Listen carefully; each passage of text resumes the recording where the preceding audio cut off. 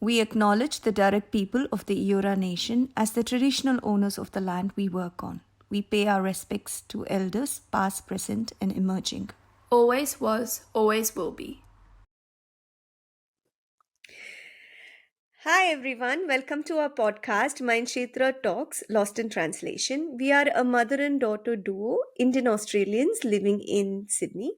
We are using our personal experiences and insights to connect and relate with people with similar experiences. We are using this podcast as our voice to unpack topics that are often lost in translation within our South Asian community. We are doing this podcast with the intention to break down the barriers in communication that may exist between parents and children, and we hope to offer some talking points to instigate these conversations. So, this is our fourth episode of the series, and today's episode is about boyfriends, relationships, and independence, and how that all plays a role in our well-being. I am really nervous because this kind of topic can also be very, very touchy and feeling for many parents, especially parents with Indian backgrounds and South Asian backgrounds. I have never had this conversation with my parents. I've had it with a lot of my girlfriends, and it was also bittersweet because it for me it's a realization that I have to start treating you like a young adult and not like a child anymore because you are nearing 21. And so, to start off this podcast, I would like to ask, as Gen Z, they call your generation Gen Z, or I think anyone born after between 1995 and 2009 is called Gen Z, and anybody after that are called Alpha generation. But for your generation, as a Gen Z person, who is a migrant and who was born and brought up here in Australia, who's a very young adult and kind of finding your way and exploring your way in career relationships.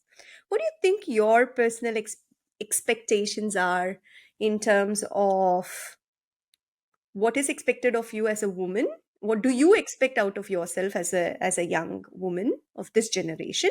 And what are some of the pressures you think still exists in this society for you, especially in your career as a budding filmmaker? What are some of the things you think you're facing, and how is it impacting your mental health? Um, Definitely a really good question, and there's a lot to unpack with that question. I'll talk about personal, and then like external factors. I think personal for me, I definitely think it's important to be very independent, very career independent, financial independent. That's the expectations I think been brought up with, and I've put on myself.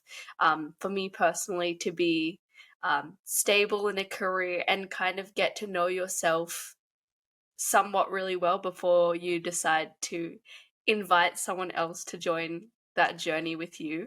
But since this topic is about boyfriends and relationships and all that stuff, I guess a little part is like, well, you're 21 now, so it's time to start thinking about relationships, and have you ever had a boyfriend? And so, like, how's your dating life going and your love life? And I think as you get older and as you start to have those conversations, that is definitely a topic that arises. And what are some of the external pressures you think which are there? I mean, like, why I don't have a boyfriend yet, definitely. I mean, career and stuff is always a thing of like, oh, how's your career going and how's uni going and how's study going?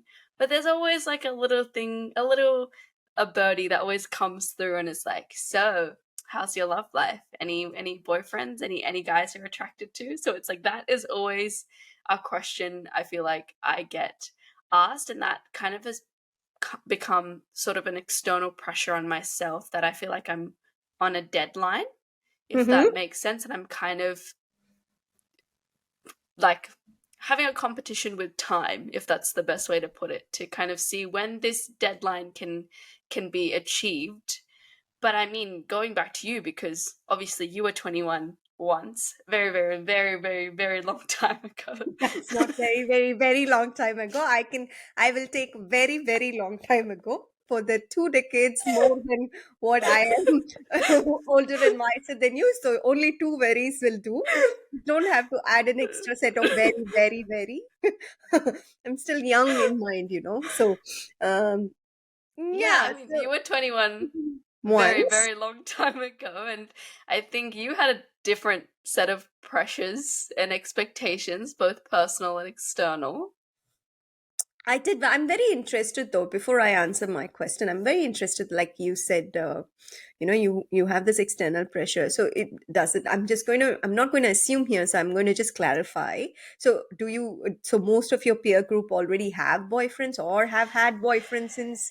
So what age did this peer group start having boyfriends? I can't really pinpoint one group because I've done so many things that I've had a lot of friendships over time. Some of them still going strong, and some of them have kind of drifted apart a little bit, which is the natural way of life and things that happen. Um, and I think they started getting boyfriends and being in relationships around maybe like 16, 17. So that was my first exposure to kind of someone who I was very close with, because I would even go to the length to say that, having a friendship is more important than is slightly more important than being in a romantic relationship. I would even argue that. But they were getting into relationships with their partners around 16 to 17. Some of them still going strong. Some of them, again, have kind of run its course. But that was kind of my first exposure to being like, oh, like, they have a boyfriend or they're in a relationship. They have a girlfriend or whatever. So that was kind of my first exposure. And then I think that's when I was like, like, am I ready for it? Is it my time now? Definitely when they were getting into relationships, I will say in hindsight, I was not ready to be in a relationship at all. There was definitely things I needed to kind of sort out on my end, kind of needed to process and look through from a well-being side. And I don't think at the time I was ready to invite someone else to kind of face that with me. Mm-hmm. Um, but now I feel like it's a different time, and that was 16, 17, and now at 2021. But before I go in further, I definitely want to hear your insights into what it was like when you were 21 and the societal expectations, pressures around that. To start with, I grew up. I'm going to talk about the external pressures first, and the reason I'm going to say it is because I grew up in this generation called cuspers. So it's much more like I like alpha. I'm generation X, but I'm in between two generations like you as well. So a lot of my female friends, when I say this, so again, I'm only coming from my personal experience and I'm not kind of generalizing that everybody in my culture experiences this, but in my experience and where I grew up in and this community I grew up in and the Bollywood influence I had is that while you have a career, marriage was still like one of the main things you had to do. And definitely my parents were more of that particular mindset. So I think around 20 or 18 in itself. And I grew up watching movies, Shah Rukh Khan movies or Akshay Kumar movies, where it said, एक लड़का और लड़की कभी दोस्ती नहीं बन सकते. Translation: a guy and a girl can never just be friends. Correct. लड़का और लड़की कभी दोस्त नहीं बन सकते. So I kind of think that and then what it happens is that I did not know the difference between having a boy as a friend and having a boyfriend, if it makes sense. So So a because guy friend? a guy friend, no, having like gender always became like if you were friends with somebody, you were romantically involved with them. So there was If they no were of the opposite of sex? the opposite sex, yeah. Now again, we didn't have a lot more gender identity umbrella also, so it was always a boy and a girl. So I'm not trying to offend anybody again. Where I grew up in, it was always a boy and a girl. So to answer your question, sure, by 21 I was married. Wow. which is 6 months from now, and I can't even imagine that you'd be married in 6 months. Like it's unfathomable for me. At Um, this day, in this day and age. no, just to as a parent also, for me to, in your mind, I have seen your growth from a little baby Hmm. to a young adult, and you are going to turn 21 very shortly. Can't imagine you getting married, and it's not a bad thing. So I'm not saying you're ready or anything, but just I'm saying a parental view as that I think I'm struggling and I'm finding it challenging that can how can somebody get married so young, so. And I think what then happened is I lost this opportunity to explore who I was and what could have been. Not that I'm having, again, when I say this, there's a lot of judgment which gets put when we say I should not have married at 21, as if I'm not saying it is not a reflection on who I got married to. I'm just saying as a blank statement for me. Looking back, a reflection and retrospective is I wish I was not so naive that I accepted it so readily. So nobody forced me, nothing happened. I did have romantic relationships and did my own rebellious stuff while I was growing up. I did have a plenty of crushes. So when you say you started at 16, I started then too. So nothing much has changed in that terms of generation, I am guessing, but I know a lot of kids nowadays do have relationships even as young as 14.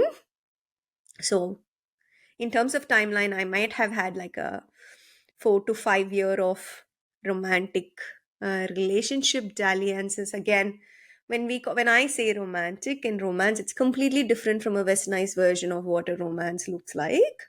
I grew up in a very conservative society. My romance boundary it's really funny and maybe cringy for you. It's almost like exchanging scales, like we were in school, for God's sake, at that Is this your time. first boyfriend?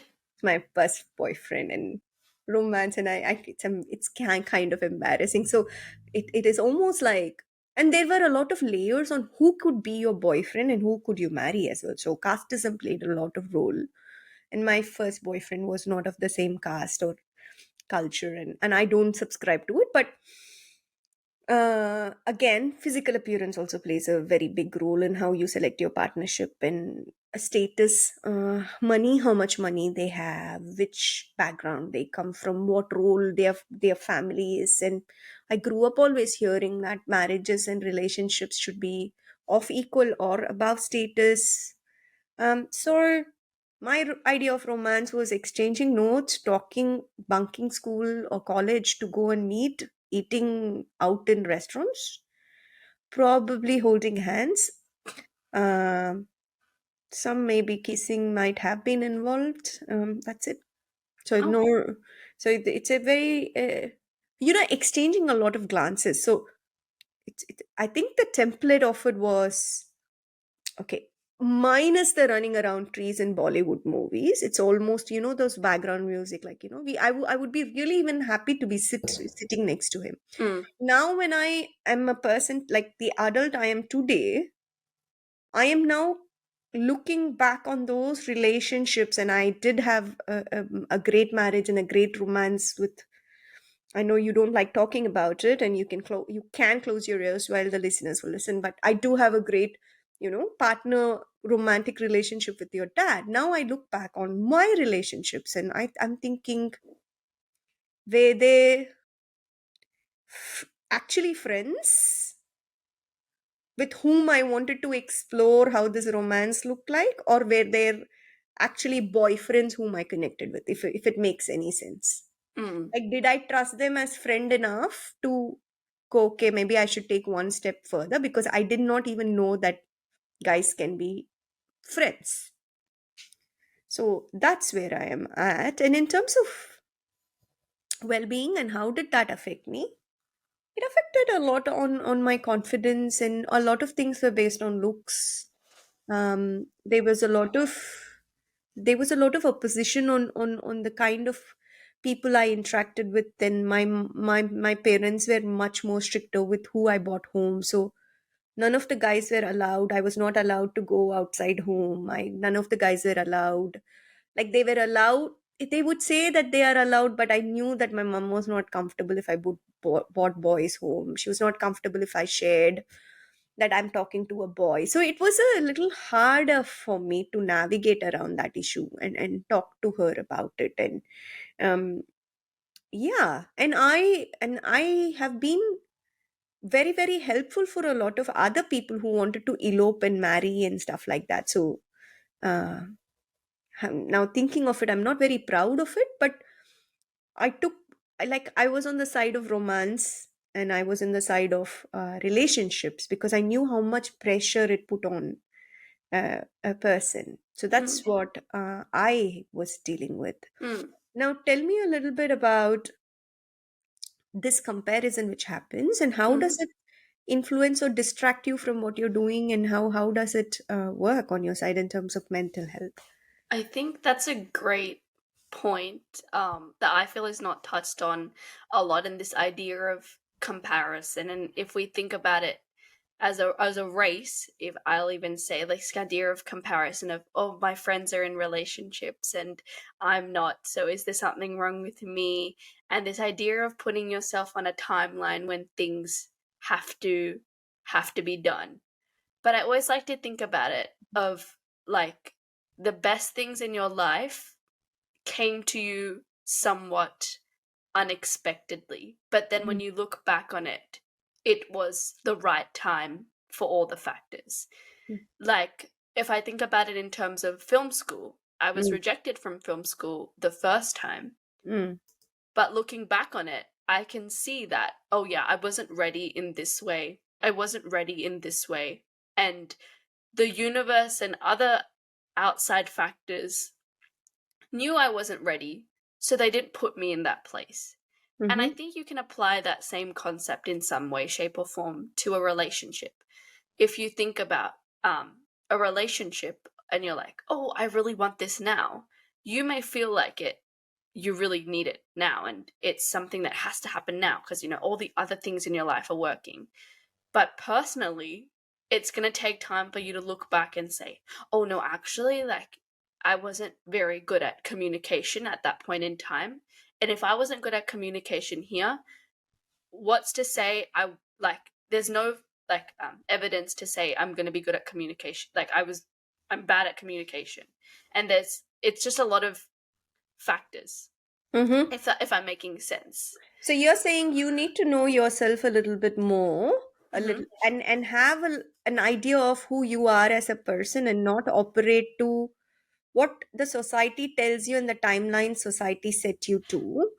Is Yeah. that correct? Am I on the correct Yeah, track? I guess that is also part of it. So just like knowing that you've done everything in control to make it work, and then just having trust that it will work out when it needs to, and not comparing yourself I to think the I wrote society a around you.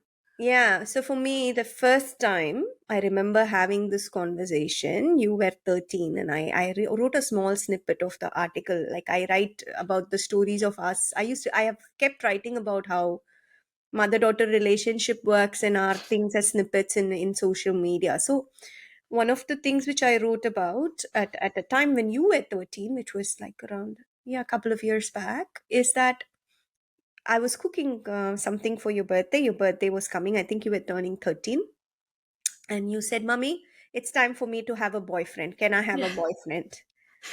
And it just stopped me in the tracks because that was I was really scared to have this conversation because I I always have a very good support of friends, women who grew up with me, who mothered with me. Like, I've got a great social network. And one of the topics we used to talk about is, when is a good time to have a relationship? How do we support this conversation? And how do we say this without saying, yes, you have permission? What is consent? What is safe sex? Just because I'm talking about it, I also did not want you to think I'm giving you permission to do it, right?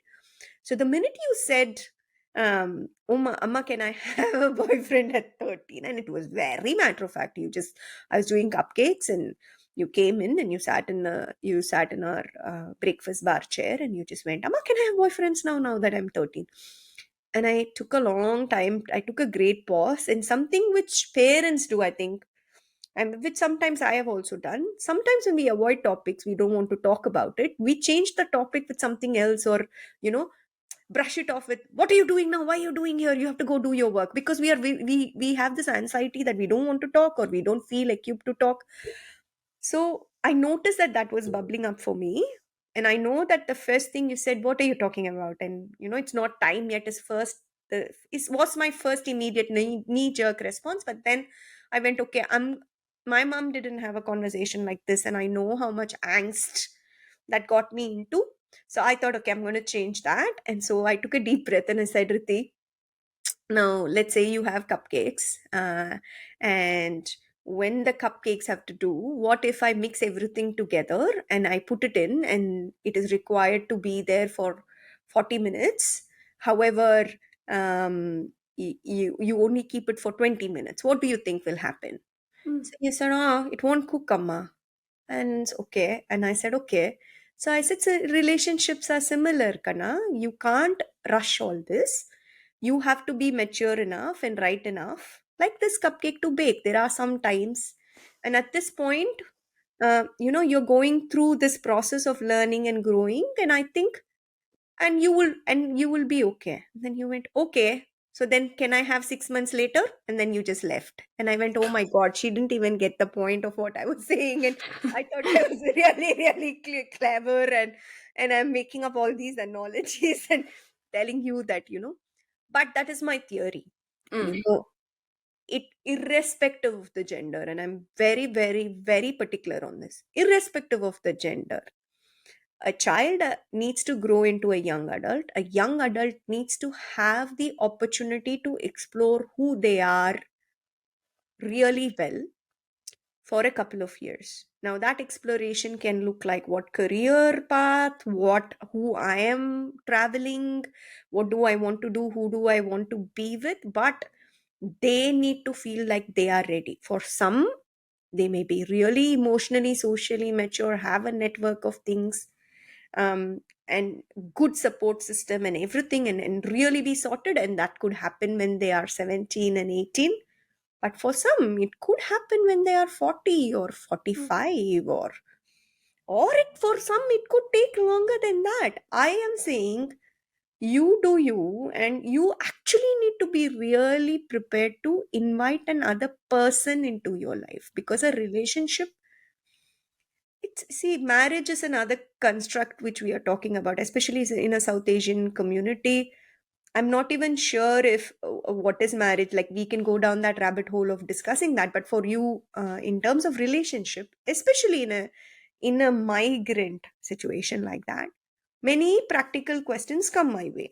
One is, how do I support you in finding yourself first? Mm. Second is, how would I know? Now I've we've become very open, and we are starting to break down barriers, and racism and colorism and all that. So then, how do we be very culturally informed and have the nuance of accepting any person for who they are? Mm. Then this comes this idea of you wanting to do both your career and having a relationship, and what kind of person that is. And Mm. are you going to be finding all that in one person, or are you going to be, what is going to happen? Mm. One of my things, and I think this is a very generational thing which we argue a lot about, is I kind of somewhere feel that, and again, it completely comes from my place, because I got married at 21, and because I had I kind of feel like the opportunity not to explore. I lean more on encouraging you to be financially independent, emotionally independent, and I keep telling you, focus on your career first. Sometimes relationship can be a distraction. Mm. And that has caused a lot of issues between you and me, because we both tend to disagree on that. And then Mm. we've had arguments and we've also had some heated conversations. Luckily, we haven't had fights yet. How does that make you feel when I say focus on your career first, be your own person, and knowing now and fully owning that it comes from my generational influence and my experience? I think from the place where you came at, definitely, even I would advise like anyone that know yourself first. I think we struggle with this idea of like, you really need to know yourself before you get into a relationship, but they don't really say what that looks like. And I'll even be vulnerable and say like I'm still learning about myself, and there are still things I need to find out about myself. But I feel like I'm in a place now where I know enough about myself where I'm ready to get in a relationship, and I'm ready to acknowledge that a relationship may or may not teach me more about what I want or do not want in a person. And I think sometimes these relationships and interactions are a strategy to help you learn about that, in the same way that a career teaches you about what you enjoy and what gives you joy, and friendships teach you about what kind of person you like, what kind of people you surrounding yourself by. I feel like a romantic relationship in this sense will teach you about can have the possibility to teach you about um what you want or do not want in a life partner. And I think this notion of you saying focus on your career and find out about yourself was really good. But I would say that distraction and looking at relationships as a distraction, when you said it at the time that you said it, may have been the wrong word. Mm-hmm. And I Mm-hmm. think that distraction as a entire encompassing term to just label like, yes, having a relationship and having a romantic relationship is a distraction, and stamping that as a distraction is not necessarily the right approach. Because they say, right, like the more someone restricts you from something, the more temptation you have to go and seek it out. I would Mm-hmm. say that a better wording of that would be like, oh, well, there's a time and place for everything. And I think the time now is to focus on um, yourself and your career. And I think that a relationship may hinder you from that and steer you off the tracks. But later down the track, when you feel stable enough in your career and you know enough about yourself, then possibly adding a relationship into that mix could be healthy. I kind of disagree, and I do hear what you're saying, and I do acknowledge that you are coming from your point of view. When I say I disagree, the choice of word might have been better, distraction. So what you said, you just said it in a way where it was much more palpable. So I didn't mean that you should not have a relationship at all. Mm, However, and you asked me, you keep saying, explore a little bit more, know more about yourself, but nobody talks to you about what you need to do. Okay, these are some of the things I think I have been very, both I and Appa have been very, very keen that you do before you get into a relationship. Number one is, are you able to drive yourself? Why was that important to me? For me, I think in this country, learner's license is very, very important to for anybody. To be independent, to go, to take yourself on a date, so that you're not depending on your parents to drive you around. I don't mm, want to be driving you around on your dates, or you take your public transport. If you're happy with your public transport, I'm good. But I think driving. Next thing is budgeting and living on yourself. Okay, if you live by yourself and you can fend for yourself, like getting your own groceries, what you like to eat in the morning, very basic practicalities of taking care of a house, budgeting, those kind of things gives you an insight into what kind of, how good are your time management skills, how mm, good can you operate on your own, what are your likes and dislikes, what do you want to do. That's number two. Number three, go for a lot of things which you have never done before. So for example, sometimes when you're a kid you don't have permission, or depending upon where you're born, parents say, for traveling you have restrictions, for eating in restaurants you have restrictions. You may or may not have gone to different countries and traveled and taken classes or anything which you wanted to do, because there was a set regime you had to follow. You had to go to school and you would have what. So I think spend a good 2 3 years doing that. If you've never traveled, go travel. And if you have somebody who wants to travel with you, take them along with you. I don't have a problem like that. That is not a distraction. However, it becomes problematic when you have never done any of these things and that person comes and tells you what they want to do, Mm. and you slowly give up whatever you like to do because you don't even know to And you begin with. start prioritizing this entire thing, and then you start making this relationship all about So you are your actually finding a pseudo parent for you, not a partner. yeah. And so then you rely everything, this relationship becomes your whole life. So then when it ultimately, in the case, gets cut out, you don't have any legs to support you. In the start of a relationship, everything looks rosy, and that is something everybody needs to experience. That's one fantastic and wonderful. It's a play of hormones, it's a rush, it's everybody's right and privilege to do that. Love is, love is beautiful. Who would not want love to exist? That's not what I am talking about, but there is a lot of practicality when it comes to getting into a relationship. What I am concerned about and why I call it a distraction is, especially when it comes to a creative career, or when it comes to any career for that matter, for whether it be a boy or a girl or anybody, and say your focus needs to be like 12 hours a day, and relationship needs nurturing. It's like a plant. You need to water it, you need to give it time, and you can't take each other for granted.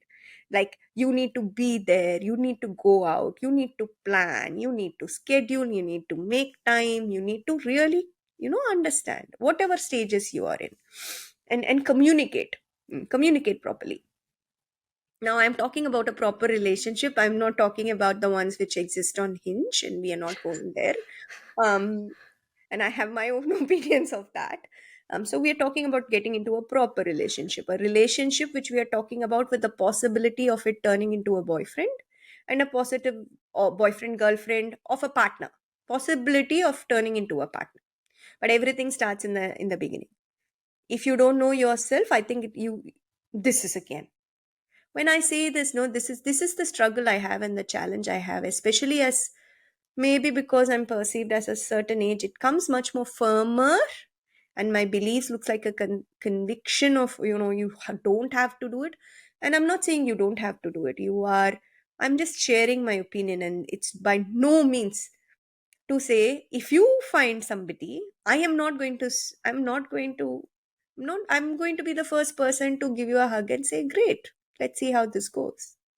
All I can do as now, and because our relationship dynamics are changing at the moment, I think every parent and I think I can safely speak for myself, and some parents I know, and in a community of parents I interact with, and for your appa, that it's very scary, this stage for us, and there is a lot of anxiety which comes with this stage. And I think what I am trying to communicate with you is that, please be a little patient with us, Mm. um, and keep the communication channels open, and don't Yes. judge us too quickly, and put us in this bracket of, they just said they don't understand.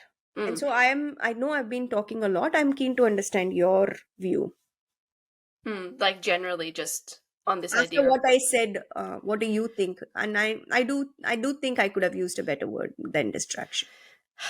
I would say distraction can be replaced with balance. Mm. Everything is about balance. Okay, great.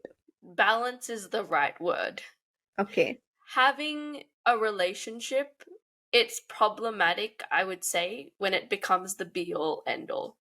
When Mm-hmm. every sense of yourself is focused on that, your priorities and values and skills of who you are as a person is out the window, and everything is about this. I don't think that's the right way at all. I think it's important to have a balance, and I think the wording should be used as balance. Have a good balance of everything so that you still have a sense of who you are, and that relationship, when you decide to be in it, becomes a connection of two individuals, of Equal, an equal equal it's partner. an equal partnership where there's open lines of communication, there's vulnerabilities, but your values are not compromised, and that sense of who you are is not compromised. And I think, in this process of healing, and not healing, but finding out about myself, and you know, discovering who I am, and seeing how I can better myself as a person. I've been doing like a lot of research, and they say that it's important to have a balance, so that in case that things don't go the way with the relationship, you still have other things keeping you afloat. Mm-hmm. Mm-hmm. Mm. I And know I'm it's, I don't know, I'm not in a relationship, so I feel like I'm that single friend giving relationship advice, but I feel like this is what I've learned. Yet you're not in a relationship yet. And then Yet. what is your bane when it comes to dealing with parents? What is your frustration when it comes to dealing with Appa and me? And what do you think? And I can only ask you to talk about us, but generally I know your peers would have said also. What is the barrier you think when it comes to communicating about boyfriends with parents? Oh, that the person that you want to be with, or you want to start a relationship with, won't get approved by your loved ones and your family and friends. I think that's a big thing, because obviously your family and friends are first. And so if they're like, "Oh, I don't think that's a really good guy for you," or like, I don't see it," then you start like, you start like doubting yourself, like, "Oh, is this actually someone I'm supposed to be with?" Because you ask your friends and family, they're your trusted people. They're the people you surround yourself with. And apart from yourself, they're the next people that are going to know you the best. Yeah. And so you fear that I'm Appa and I may not approve. And I think that's a I'll tell you the opposite. I kind of up I know again I'm not a spokesperson for your dad, and he will have his own opinions. I fear that if I keep talking to you about all these things, that you think it is okay for you to do anything. Like, I don't know, the boundary, like for me the boundary kind of can become tricky at sometimes, especially as a South Asian parent who never had this conversation. I find it icky sometimes in finding the balance between the correct words to say, you know what, these are just my preconceptions. That doesn't mean I'm not going to support you. I don't want you to think that I'm ever not going to support you. However, there are a lot of things I grew up with which I'll find challenging to just change my opinion on in a single day. Mm. So, And because how do you think that impacts one's well-being? I think this is one of the most stressing point of anybody's life, both a parents and a kid, Yeah. because parents are actually um, it's almost, they call this emptiness syndrome, and you become your own independent because it's about the boundary of respecting your choices as an adult, trusting in my parenting skills, and stepping back, Mm. and knowing that even if you make a mistake, it's your life, it's your mistake. When you come crying to me, my house is going to be open. My job is not to say I told you so, my job is to say yes, I'm here for you. Mm. And preparing myself to be that every single day is a learning in itself, and I'm up we as parents are trying, and I find most of the parents have this difficulty because feels like you guys grew up in a jiff. Mm. What is your thing you would ask parents to be like from your point of view? What are some of the things we can support you with? I guess just like letting us, just like you said, like, as a parent, I assume you always want to like be there for your kid, and like catch them if they fall, but like, the safety net can't be around there forever, and letting us like discover ourselves and explore ourselves in our own way, and like letting us do things to our own timeline, which I guess would kind of be like my well-being advice to conclude the episode, because you know this idea of having a timeline, even on your friends, and you see your friends getting into all these relationships, and you think like, oh my god, I'm not there yet. I'm not there. That's where I need to be. And then you see, like, because I feel like now there's so many people I know like getting married, and like I was like, oh my god, you were in my grade. Like, I just knew you're the same age, and look at me. Like, I've never even been in a relationship yet. But, Yes. and this idea of like, oh my god, like, look at them. They're doing all this stuff with their partners. So I think the big thing I would say to kids, because I like Years. peers, peers, that are listening to this listening to this episode and kind of being like, oh yeah, I relate to what these people are saying, is don't compare yourself, your timeline, to other people, and know that when you put in the work, you will receive the results. Okay. And what would you suggest? How do they talk about this to their parents? What kind of approach you should, especially if they're coming from a migrant family, South Asian background, similar backgrounds? How do you suggest they position themselves? What are some of the things that they To get those open line boundaries of to establish those boundaries? Because I find, I'm going to own up. I find that while we would like you to do the driving, we become backseat drivers. Mm, Do you agree to that point of view? I agree. I agree. Okay, so what would you suggest? How would you suggest these your peers approach this with their parents? I don't know. It's hard to say. Like, it's hard for me to be like, just open your mouth and talk, because that's not the right way. I think this is something, again, that builds over time, like a relationship, like you would say. Um, so yeah, just take it one small step at a time, and say like, look, to your parents or caregivers, like, this is a phase of my life I'm interested in trying, interested in going down this path at the moment. I don't know where it will lead, but this is where I feel like I'm in a place to do this, and know that it's not your responsibility to baby me and tell me the right or wrong things. I will listen to your advice, but ultimately it's it's what I want to do, and I will listen to the advice that I feel applies to me the most. What would your advice be to parents listening to this? My advice would be to let the young adults, especially if you're 21, like in an analogical way, take the driver's seat. You sit next to them and enjoy the ride. The driver's seat or the passenger seat? Sorry, passenger seat. So let the kids sit in the driver's seat. You enjoy in the passenger seat and go for the ride with them. And let them take you to places and let them show you their world in the way they would like to show you, and be there with them and enjoy the music while you're on the ride. And uh, you may tell them if they're going in the wrong direction, and if they insist, there's always a way back. Mm. There's always a way back, and trust in your parenting skills, like Mm. trust, because if you've set them up well, they're going to be fine. They're gonna be fine. And if they are not fine, you will know how to help them. Mm. I think that was a great way. Great advice. Yeah, so in terms of our podcast, if you have been listening to it, we do encourage that you share it with your friends and family. The idea of this podcast is to kind of encourage and giving you some starting points to talk. We both are very, very passionate about mental health. In the well-being lens, we want to say to you is that generationally, there is a lot of conversations and communication skills which doesn't happen, and there is a lot of passive aggressive conversations which happens between generations. Sometimes we don't talk about it. It has a major impact, and gives us a lot of stress, anxiety. Sometimes we end up going through broken families, intergenerational trauma.